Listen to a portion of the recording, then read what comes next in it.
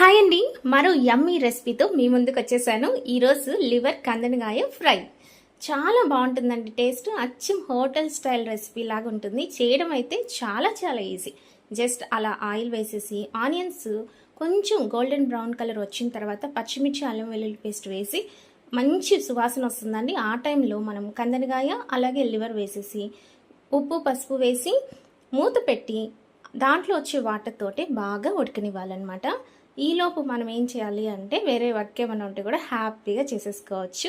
అయితే అప్పుడప్పుడు మధ్యలో వచ్చి మిక్స్ చేస్తూ ఉంటే సరిపోతుంది.